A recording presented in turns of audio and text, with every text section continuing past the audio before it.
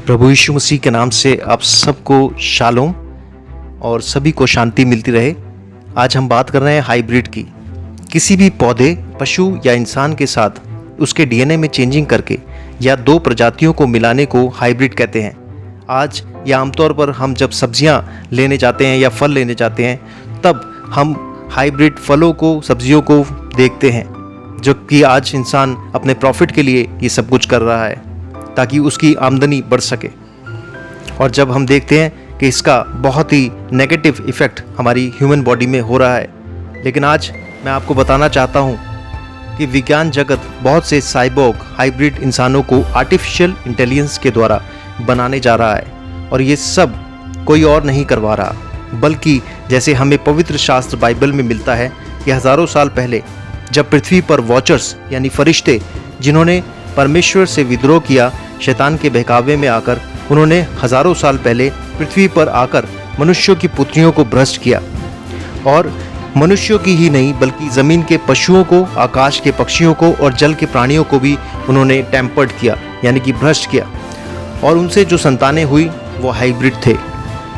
और यहाँ पर हम बाइबल में उत्पत्ति की पुस्तक 6 अध्याय और 1 से 7 में देखें, और यहाँ लिखा है, फिर जब मनुष्य भूमि के ऊपर बहुत बढ़ने लगे और उनके बेटियां उत्पन्न हुई, तब परमेश्वर के पुत्रों ने मनुष्यों की पुत्रियों को देखा कि वे सुंदर हैं, और उन्होंने जिसको चाहा उनसे विवाह कर लिया। तब यहोवा ने कहा, मेरा आत्मा मनुष्य से सदा लौ विवाद करता ना रहेगा, क्योंकि मनुष्य भी शरीर ही है, उसकी आयु 120 वर्ष की होगी। उन दिनों में पृथ्वी पर दानव रहते थे। और इसके पश्चात जब परमेश्वर के पुत्र मनुष्य की पुत्रियों के पास गए, तब उनके द्वारा जो पुत्र उत्पन्न हुए वे शूरवीर कहलाए, जिनकी कीर्ति प्राचीन काल से प्रचलित है। यहोवा ने देखा कि मनुष्य की बुराई पृथ्वी पर बढ़ गई है, और उनके मन में के विचार में जो कुछ उत्पन्न होता है वह निरंतर बुरा ही होता है। और यहोवा पृथ्वी पर मनुष्य को बनाने से पछताया, वह मन में अति खेदित हुआ।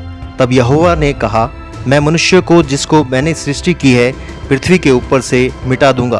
क्या मनुष्य, क्या पशु, क्या रेंगने वाले जंतु, क्या आकाश के पक्षी, सबको मिटा दूंगा, क्योंकि मैं उनके बनाने से पछताता हूँ। परंतु यहोवा के अनुग्रह की दृष्टि नूह पर बनी रही।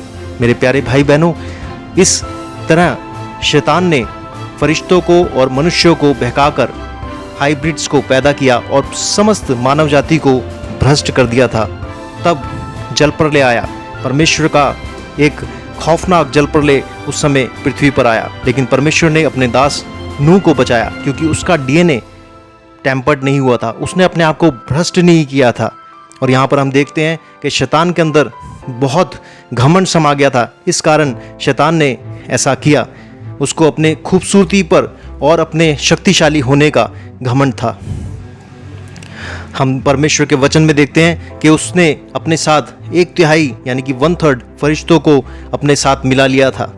आज भी ये युद्ध जारी है, और इस युद्ध में हम भी शामिल हैं, चाहे हम युद्ध करें या ना करें, क्योंकि यह एक आत्मिक युद्ध है।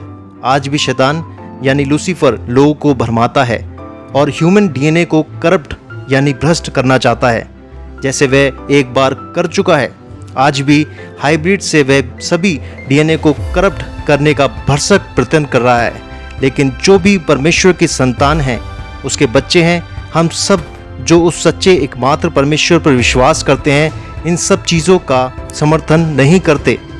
परमेश्वर पिता का प्रेम, प्रभु यीशु मसीह का अनुग्रह और पवित्र आत्मा की सहभागिता आप सबके साथ दुनिया के अंत तक बनी रहे। आमीन।